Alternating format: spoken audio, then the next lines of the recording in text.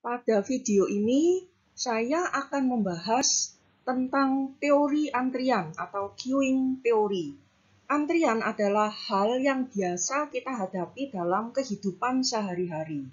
Setelah mempelajari teori antrian, kita akan bisa mendesain fasilitas pelayanan yang antriannya tidak terlalu lama, tetapi sekaligus tidak terlalu menganggur fasilitas pelayanannya, sehingga biaya yang diperoleh adalah optimum bagi fasilitas pelayanan yang terkait.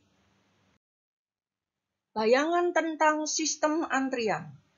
Ini adalah model antrian, queue model, di mana customer datang, menunggu giliran untuk dapat pelayanan, dilayani, kemudian keluar meninggalkan sistem antrian.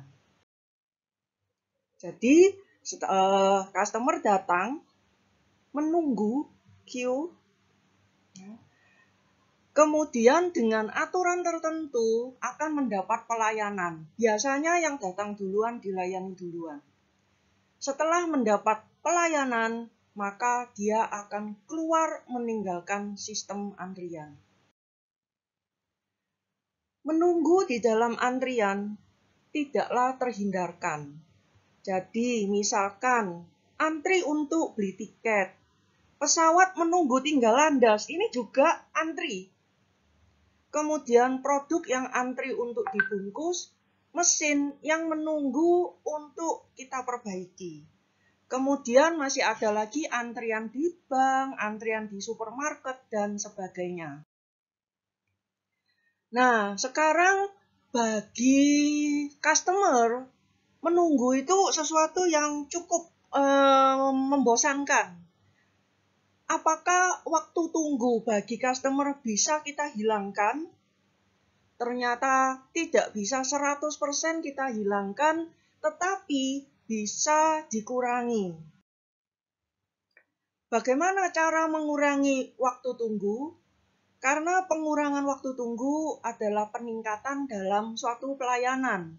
Jadi pelayanan yang cepat itu berarti peningkatan kualitas dari servis kita. Caranya adalah menambahkan kapasitas pelayanan.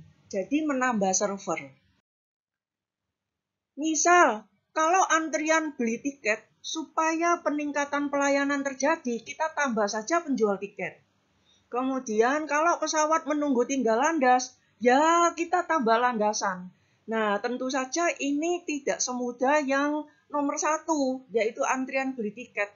Karena pesawat menunggu tinggal landas, nambah landasan ini butuh biaya yang cukup besar. Produk yang antri untuk dibungkus, ya pembungkusnya ditambah. Orang yang membungkus ataupun mesin pembungkusnya mungkin perlu kita tambah. Mesin yang menunggu untuk diperbaiki, ya terpaksa kita harus menambah bagian repair.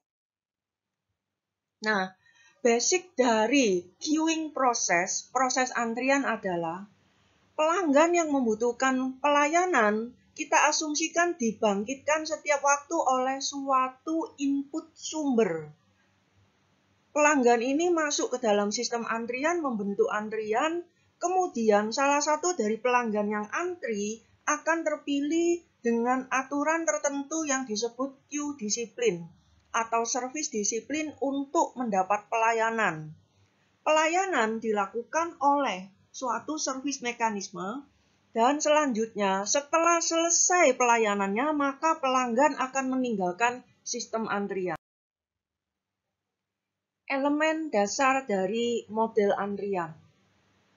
Ada distribusi kedatangan, distribusi waktu pelayanan, desain dari fasilitas pelayanan, service disiplin dan service priority, kemudian ukuran antrian, queue size, dan calling source. Serta yang terakhir adalah human behavior. Sekarang kedatangan pelanggan. Kedatangan pelanggan bisa single arrival, berarti pelanggan datang secara individual, satu persatu, seperti customer yang datang di bank, pelanggan yang membayar dan antri di depan kasir supermarket. Dan bisa datang bersamaan atau bulk arrivals. Pelayanan pelanggan bisa dilayani individual, single service, atau dilayani langsung secara berkelompok bersamaan. Distribusi waktu pelayanan bisa bermacam-macam. Misalkan ada yang berdistribusi eksponensial, konstan, dan distribusi erlang dan sebagainya. Tetapi dalam mata kuliah ini kita hanya belajar satu saja, yaitu distribusinya eksponensial. Nah, yang lain gimana? Yang lain akan kita pelajari dalam mata kuliah yang berbeda, yaitu mata kuliah kalau di Ubaya itu SSI, Simulasi Sistem Industri. Desain dari fasilitas pelayanan. Ada yang desainnya adalah single server queue atau multi server queue atau multiple single server queue. Single server queue ini adalah contohnya. Jadi antriannya cuma satu, servernya satu, selesai dilayani langsung keluar. Ada antrian yang berupa multi server, tapi antriannya satu. Jadi kita antriannya satu dan kita bisa masuk ke server manapun yang sudah kosong. Selesai dilayani, keluar juga. Nah, ada juga antrian yang berupa multiple single server queue. Jadi antriannya adalah pada masing-masing server. Jadi kalau servernya cepat, ya antriannya cepat. Jadi ini biasanya dibuat kalau memang tugas masing-masing server ini berbeda. Cara memilih pelanggan dari antrian untuk mendapatkan pelayanan bisa dan yang umum digunakan adalah first come first serve. Siapa yang datang duluan, dilayani duluan. Last come first serve ini jarang terjadi karena situasi tertentu. Misal, kalau kita meletakkan barang di gudang dengan tidak baik, maka barang yang terluar yang kita ambil duluan, padahal kemungkinan besar barang itu adalah barang yang datangnya terakhir. Nah, ada yang random, serve in random order. Tapi yang banyak dipakai adalah yang pertama, first come first serve. Sebagai contoh, supermarket. Supermarket biasanya yang antri di depan kasir, yang paling depan itu yang dilayani duluan. Jadi dia first come first serve. Nah, tidak semua bisa first come first serve.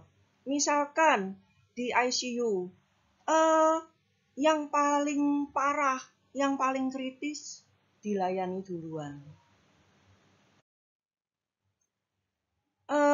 Ukuran dari sistem antrian kita bisa per hingga, bisa tak berhingga.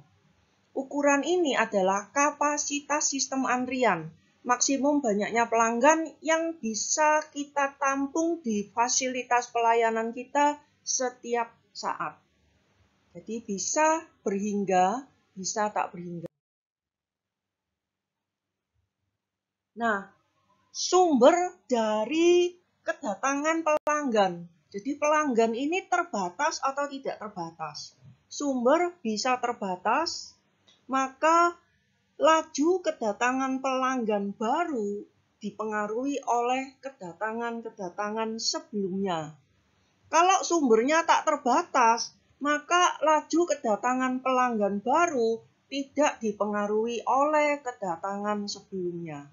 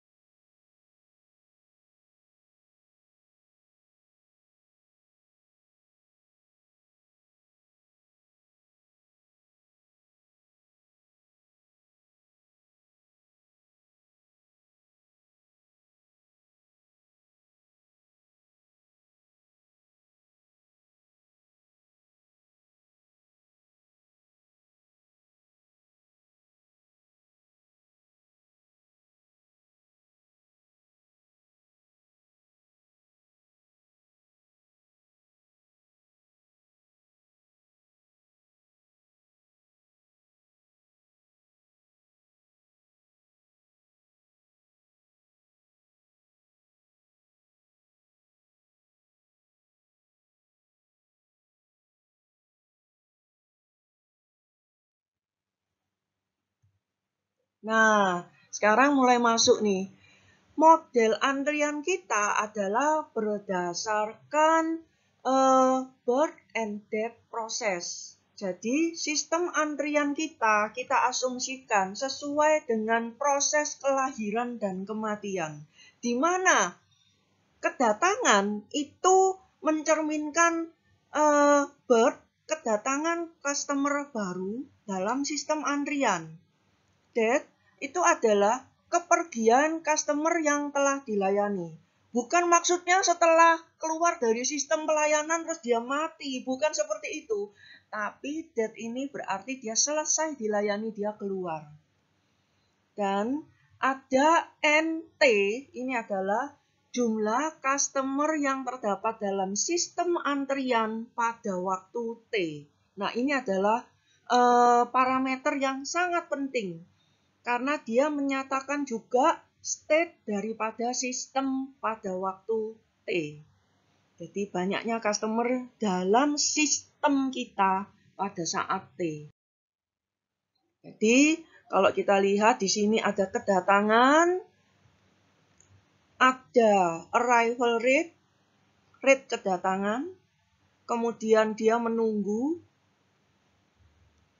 ada key item sedang menunggu, waiting time rata-rata waktu tunggu, waktu antri adalah WQ, lalu terpilih untuk mendapat pelayanan, akan ada waktu pelayanan, ada utilisasi dari server kita, seberapa besar penggunaan server, ini penting bagi pemilik sistem antrian, dan N, banyaknya item di dalam sistem antrian, baik yang sedang antri maupun yang sedang dilayani.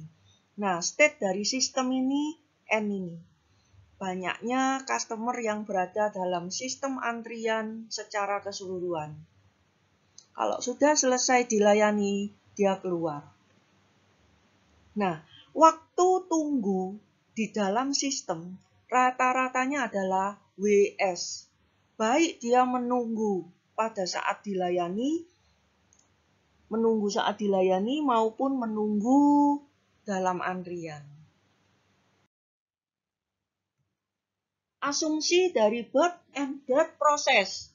Pada saat NT sama dengan N, waktu antar kedatangan berdistribusi eksponensial dengan parameter lambda N. Waktu pelayanan berdistribusi eksponensial dengan parameter mu n.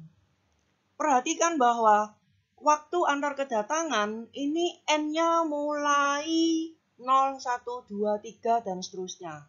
Tetapi parameter dari waktu pelayanan n-nya mulai dari 1, 2, 3, dan seterusnya. Kenapa nggak mulai 0? Karena pada saat tidak ada customer dalam sistem, jadi N sama dengan 0, dia tidak ada yang dilayani, sehingga tidak ada waktu pelayanan. Pada satu waktu hanya terjadi satu birth atau satu death. Jadi tidak bisa N itu mulai dari 0 loncat ke 2, tidak bisa. Dia 0 hanya bisa ke 1. 1 hanya bisa ke 2 atau balik 0. Tidak boleh 1 langsung jadi 3. Nah, urutan pelayanan kita asumsinya adalah first come, first serve. Mean arrival rate. Ini adalah parameter penting dari sistem antrian, yaitu rata-rata kedatangan customer per satuan waktu pada saat terdapat N customer di dalam sistem antrian. Dan mu N, mean service rate, adalah rata-rata kecepatan pelayanan dari sistem antrian pada saat ada N customer di dalam sistem antrian tersebut. Diagramnya kita lihat sebagai berikut. Pertama, kita gambarkan beberapa state. State 0 berarti tidak ada customer dalam sistem. State 1 berarti ada satu customer dalam sistem. State 2 berarti ada 2 customer dalam sistem dan sebagainya.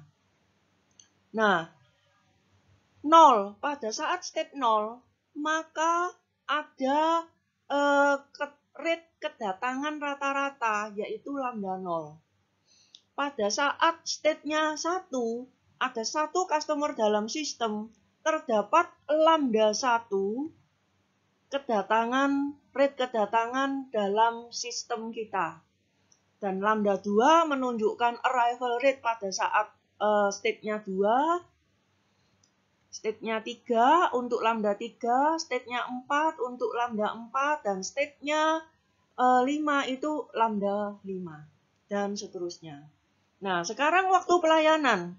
Pada saat hanya ada 1 customer dalam sistem, maka rate pelayanannya adalah mu1. Pada saat ada 2 customer dalam sistem, rate pelayanannya adalah mu2. mu3, mu4 untuk state 4, mu5 untuk state 5, dan sebagainya. Nah, kita lihat ada probabilitas yang harus kita perhatikan. Pada saat state 0, probabilitasnya adalah P0. Jadi P0 adalah probabilitas terdapat 0 customer di dalam sistem antrian kita. Lalu ada juga P1, probabilitas terdapat 1 customer dalam sistem antrian, P2, P3, sampai Pn.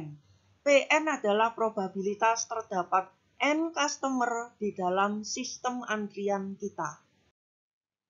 Rate diagram secara lengkap, secara umum adalah seperti ini. Jadi state-nya 0, 1, 2, n-1, n, n+1, dan seterusnya. Ini dari state 0, kalau ada yang datang, rate kedatangannya adalah lambda 0. Parameternya ini lambda 1 kalau state 1, dan seterusnya. Ini adalah rate pelayanan, mu1, mu2, dan seterusnya. Prinsip dasar dari semua sistem antrian adalah balance equation, di mana rate in sama dengan rate out untuk setiap state manapun, state 0, 1, 2, dan seterusnya. Contoh, saya akan berikan contoh balance equation untuk state 2. Jadi, pada saat ada 2 orang di dalam sistem antrian kita, maka rate in adalah, pertama, orang yang datang pada saat sistem berada pada state 1, di mana mean arrival rate-nya lambda 1 dan probabilitas ada 1 orang dalam sistem antrian adalah P1. Kemudian, orang yang sudah selesai dilayani dari state 3 dengan mean service rate mu3 dan probabilitas ada 3 orang dalam sistem antrian adalah P3. Rate out. Rate out berarti kapan meninggalkan state 2. Meninggalkan state 2 itu berarti bisa menuju ke state 3 atau state 1. Yang pertama, ada yang datang pada saat kita berada pada state 2, berarti kita menjadi state 3. Yaitu mean arrival rate-nya lambda 2 dan probabilitasnya P2. Berikutnya, orang yang sudah selesai dilayani dari state 2, berarti dia state-nya akan pindah ke state 1. Nah, mean service rate-nya mu2 dan probabilitasnya P2. Jadi rate in sama dengan rate out akan saya tunjukkan dalam ilustrasi sebagai berikut. Saya melihat state 2, saya akan melihat yang pindah dari state 2, yaitu selesai dilayani menjadi state 1, dan kita akan state ketiga. Jadi rate in yang masuk ke state 2 adalah, pertama, dia dari state 1 ada yang datang dengan mean arrival rate-nya lambda 1. Yang kedua, dari state 3 masuk ke state 2, yaitu dia sudah selesai dilayani pada state 3 sehingga dia keluar. Jadi pelanggannya tinggal 2, yaitu dengan min service rate-nya mu3. Nah, probabilitas dia berada pada state 1 adalah P1, probabilitas dia berada pada state 3 adalah P3. Jadi rate in-nya adalah lambda 1 dengan probabilitas P1 dan mu3 dengan probabilitas P3. Sekarang rate out-nya. Rate out-nya berarti meninggalkan state 2. Jadi bisa meninggalkan state 2 ini ada yang datang pada state 2 sehingga dia pindah menjadi state 3. Ada yang sudah selesai dilayani sehingga dia harus pindah ke state 1. Jadi kita lihat di sini setelah dilayani maka dengan service rate, rata-rata service-nya rate-nya adalah mu2 dan di sini adalah rata-rata arrival rate pada state 2 adalah lambda 2. Probabilitas dia berada pada state 2 adalah P2. Jadi rate out-nya adalah alpha 2 kali P2 ditambah mu2 kali P2. Sama untuk semua state berlaku seperti ini. Misalkan untuk state 0. State 0 karena dia hanya bisa ada satu birth atau satu death. Nah, 0 hanya bisa menjadi state 1. Jadi dari state 0 hanya bisa pindah ke state 1. Tidak boleh pindah langsung loncat ke state 2. Nah, sekarang kita lihat nih. Dari yang masuk ke state 0, rate in hanya bisa dari state 1 dengan mu 1, min service rate-nya. Jadi ini adalah rate in-nya. Mu 1 kali P1. Out-nya, rate out-nya, kita lihat out dari state 0, meninggalkan state 0 hanya bisa menuju state 1. Jadi kita lihat ini rate out-nya dengan probabilitas P0 dan mean arrival rate-nya adalah lambda 0. Jadi ini yang kita peroleh. Rate in sama dengan rate out. Nah, dari sini saya ingin mendapatkan hubungan antara P1 dan P0. Nah, kita bisa dapatkan P1 adalah lambda 0 dibagi mu 1 kali P0. Ya. Jadi ini hasil yang kita peroleh pada state 0. Saya akan lanjutkan hasil dari state 0 ini saya pakai untuk state 1. Jadi hasil dari state 0 saya lingkari ini akan saya gunakan untuk state berikutnya. State 1. Kita lihat hasil dari state 0 adalah P1 sama dengan mu0 per mu1 kali P0 dan mu1 kali P1 sama dengan lambda 0 kali P0. Jadi saya mau lihat balance equation pada state 1. State 1 hanya bisa menjadi state 0 kalau ada yang selesai dan dia juga hanya bisa menjadi state 2. Jadi saya hubungkan dengan state 0 dan state 2. Nah, sekarang supaya nggak bingung, hasil state 0 saya hilangkan dulu. Kita lihat dulu. State 1. Yang in, kita lihat rate in dulu. Lambda 0 kali P0 ditambah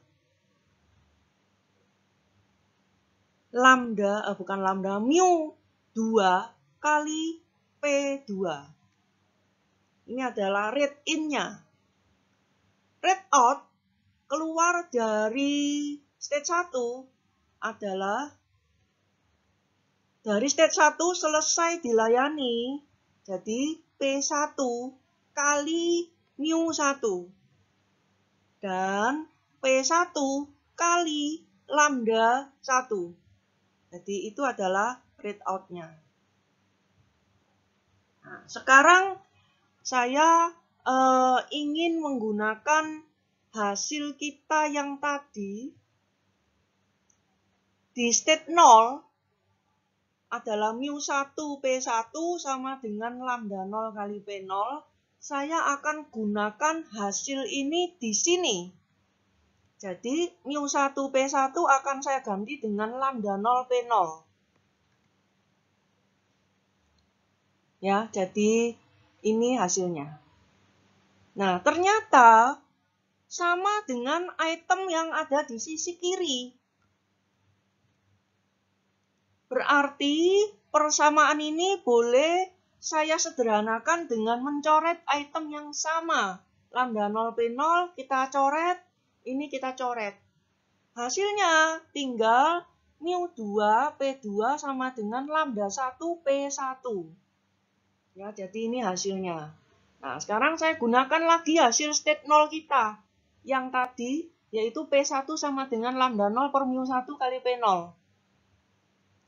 Dari hasil kita yang baru saja kita peroleh, maka saya akan memperoleh P2. P2 adalah lambda 1 per mu2 kali P1. Saya gabung dengan P1 yang di atas ini. Saya cari hubungan antara P2 dan P0. Ini hasilnya. Jadi P2 sama dengan lambda 1 kali lambda 0 dibagi mu2 kali mu1 kali P0. Ya, jadi ini hasilnya. Nah, hasil dari state 1 akan saya bawa ke state berikutnya, state 2. Jadi saya bawa ke state 2. Ini state 2. Sama, saya mau lihat read in sama dengan read out-nya. Tapi hasil state 1 akan saya bawa ke sini.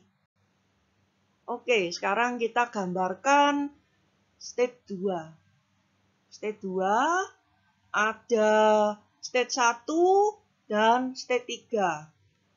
Read in kita dari state 1 masuk, jadi ini adalah P1 kali lambda 1. Read in dari state 3 masuk lagi, ini adalah P3 kali mu3. Ya, sama dengan read out yang keluar dari state 2. Jadi P2 kali mu2 ditambah P2 kali lambda 2. Nah, sekali lagi saya gunakan hasil state 1. Ya, saya akan gunakan hasil dari state 1. mu2 P2 sama dengan lambda 1 P1. Jadi ini saya gunakan. Saya ganti dengan mu2 P2, saya ganti dengan lambda 1 P1. Sekali lagi, hal yang sama yang terjadi. Ternyata ini item yang sama, kita coret lagi. Kita dapatkan mu3 P3 adalah lambda 2 P2. Hasilnya akan saya tulis di atas. Jadi P3 saya hubungkan dengan P2 yaitu lambda 2 per mu3 kali P2. Nah, P2 saya gunakan hasil dari state 1. Akhirnya saya akan dapatkan P3 adalah lambda 2, lambda 1, lambda 0 dibagi mu3, mu2, mu1, P0. Nah, hasil ini kita catat lagi. Begitu seterusnya untuk state berikutnya. Nah, state berikutnya kita lihat. State berikutnya saya gambarkan dulu. Ini read in sama dengan read out-nya. Kemudian sebelum saya proses lebih jauh, saya ingin melihat hasil-hasil sebelumnya. Ini hasil state 0. Ini adalah hasil state 1. Jadi state 0 menghasilkan hubungan P1, P0.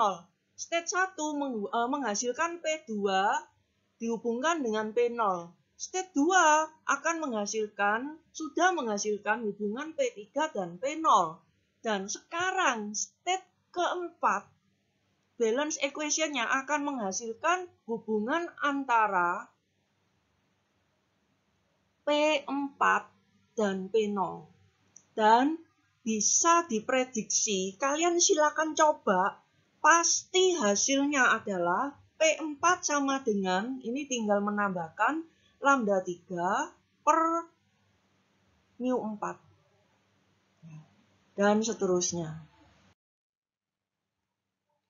Nah, saya ingin menunjukkan hubungan antara Pn dan P0 sebagai berikut.